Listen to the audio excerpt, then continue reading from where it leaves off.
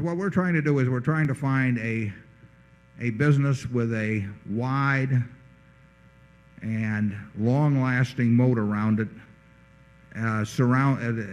protecting a terrific economic castle with an honest lord in charge of the castle. And in essence, that's what business is all about. I mean, you may want to be the lord of the castle yourself, in which case you don't worry about that last factor. But what we're trying to find is a business that, for one reason or another, it can be because it's the low-cost producer in some area. It can be because it has a natural franchise, because of service capabilities. It could be because of its position in the consumer's mind. It can be because of a technological advantage, for any kind of reason at all, that it has this moat around it. And then what we have to decide is all moats are subject to attack in a capitalistic system. So everybody is going to try. If you've got a big castle in there, people are going to be trying to figure out how to get to it.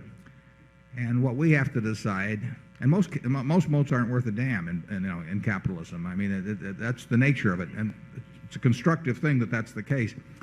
But we are trying to figure out why is that castle still standing, and what's going to keep it standing or cause it not to be standing 5, 10, 20 years from now. What are the key factors, and how permanent are they?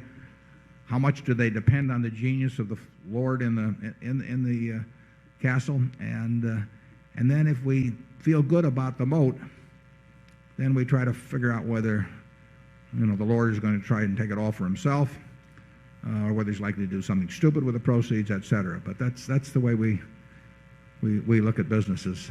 And, Charlie, you want to add anything? Well, I think he wants it translated into the ordinary terms of economics. The honest lord is low agency costs. That's the word in economics. And the microeconomic business advantages are, by and large, advantages of scale.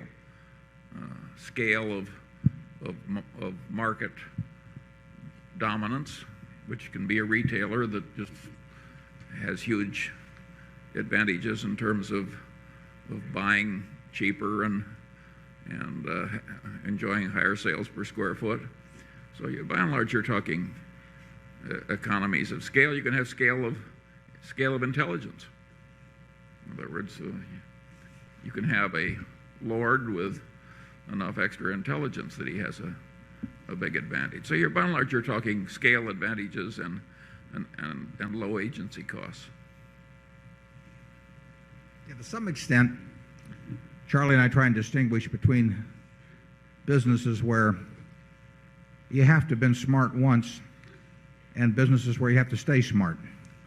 And I mean, retailing is a good case of a business where you have to stay smart. But, you are under attack all the time.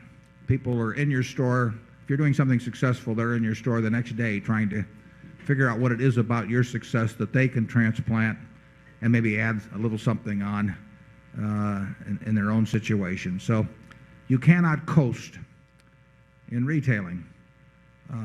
There are other businesses where you only have to be smart once, at least for a very long time. There was once a Southern publisher who was doing very well with his newspaper, and someone asked him the secret of his success, and he said, monopoly and nepotism.